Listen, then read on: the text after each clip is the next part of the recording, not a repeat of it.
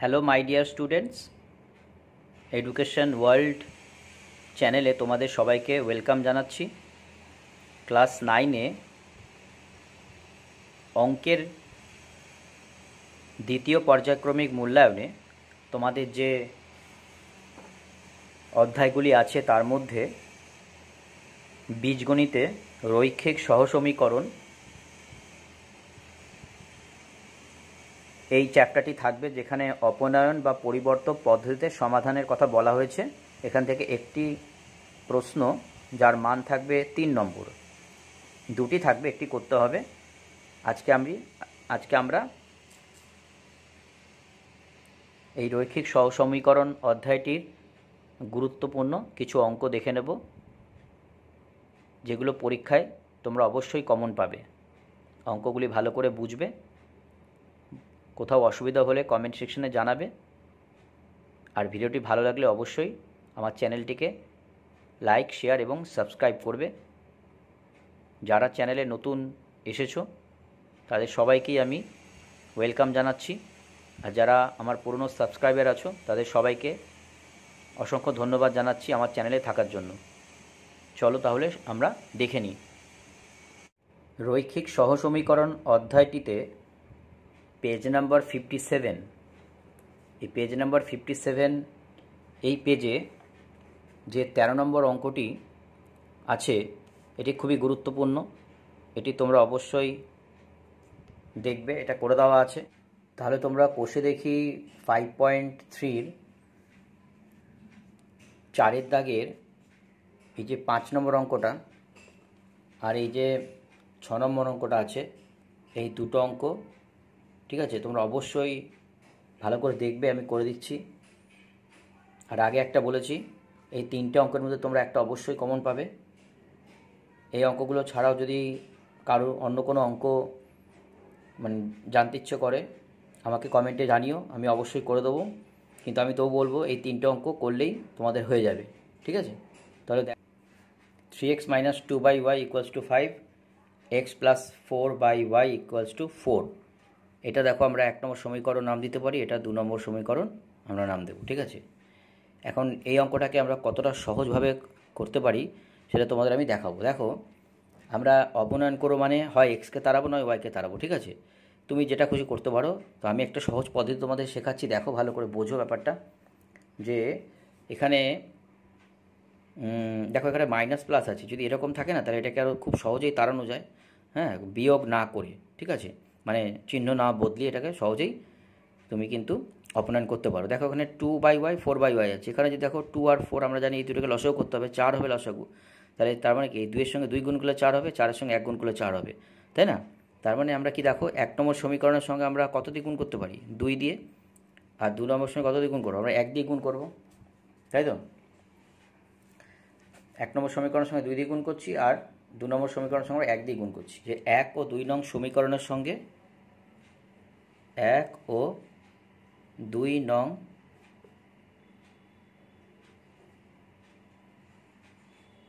সমীকরণের সাথে যথাক্রমে 2 ও 1 দিয়ে গুণ করে পাই, ঠিক আছে? 6x - 2 দুগুণ 4/y = কত? 5 দুগুণ 10। আর এখানে দেখো কত হবে, 1 দিয়ে গুণ করলে সব সেমই হবে। এখানে x + 4/y = কত? 4, ঠিক আছে? এখানে দেখো আমরা যেহেতু চিহ্ন বদলাচ্ছি না, তাহলে লিখবো যোগ করে পাই, তাই না? দেখো এটা কিন্তু বদলে যাচ্ছে, এটা কেটে যাচ্ছে। এখানে 6-এ 7x হচ্ছে, আর এখানে 10 + 4 = 14 হচ্ছে। যদি আমরা এখন দেখি, এখানে এক্সকে রাখবো, 7 যেহেতু এক্সের সঙ্গে গুণে ছিল, তাহলে ওদিকে গেলে কী হবে? ভাগে চলে আসবে, 7 দুগুণ 14, দেখো 2 আসবে, তাহলে x = 2। এক্সের মান পেলাম 2। এবার দেখো এই এক্সের মান আমরা 1 নম্বর সমীকরণ বা 2 নম্বর সমীকরণ যে কোনো একটা সমীকরণ তোমরা বসাতে পারো। কত লিখবো? 3 গুণ 2 প্লাস প্লাস না মাইনাস হবে 2/y = 5, ঠিক আছে? 3 দুগুণ 6 মাইনাস 2/y = 5। এ দেখো 6টা ওদিকে যাবে, 2/y ইকুয়ালস টু 5 - 6 লিখবো, আর এখানে বা লিখবো যেহেতু সমাধান করছি। ঠিক আছে, বা লিখছি, দেখো এখানটায় -2/y ইকুয়ালস টু কত, এখানে দেখো বিয়োগ করলে কত -1 আসবে, তাই না? তাহলে এখানে দেখো যদি দুপক্ষে বিয়োগ কেটে যাচ্ছে, তাহলে ওয়াইকে যদি 1 দিয়ে গুণ করি, ওয়াই 1 ওয়াই আর 2, তার মানে কি ওয়াই সমান সমান 2 হচ্ছে। ঠিক আছে, তাহলে আমরা পেয়ে গেলাম, উত্তর লিখব নির্ণেয় সমাধান, নির্ণেয় সমাধান x সমান সমান 2, y সমান সমান 2। ঠিক আছে, এটা উত্তর। এরপর 4-এর দাগের যে 6-এর অঙ্কটা আছে সেটা দেখো। দেখো কত আছে, x/2 plus y/3 equals to 1, এটা 1 নম্বর সমীকরণ নাম দিলাম। আর এরপর দেখো কত আছে, x/3 plus y/2 equals to 1, এটা 2 নম্বর সমীকরণ নাম দিলাম। এই অঙ্কটায় দেখো এখানে কিন্তু ওপরে xy আছে। ঠিক আছে, এক্ষেত্রে কিন্তু খুব তাড়াতাড়ি এটা করা যাবে না, সেক্ষেত্রে আমরা এই 1 নম্বর সমীকরণটা একটু ভেঙে নেব, 2 নম্বর সমীকরণটা একটু ভেঙে নেব। ঠিক আছে, হ্যাঁ, 1 নম্বর সমীকরণটা দেখো কি করছি,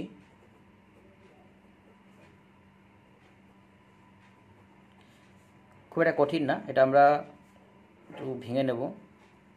3 দুগুণ লসও করবো, 6 হবে। ঠিক আছে, তাহলে এখানে 6 করলে দেখো 3 দুগুণ হচ্ছে, 6কে 2 দিয়ে ভাগ করলে কত হবে 3, 3কে x দিয়ে গুণ করলে 3x হবে, 6কে 3 দিয়ে ভাগ করলে 2 হবে, 2কে y দিয়ে গুণ করলে 2y হবে। ঠিক আছে, তাহলে বুঝতে পারছো এখানে 3x plus 2y equals to 6 1 6, তাহলে এটা আমরা 3 নম্বর সমীকরণ নাম দিলাম, বুঝেছো?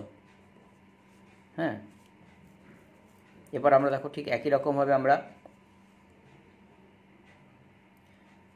এই যে 2 নম্বর সমীকরণটাকে, এটাকে আমরা একটু ভেঙে নেব।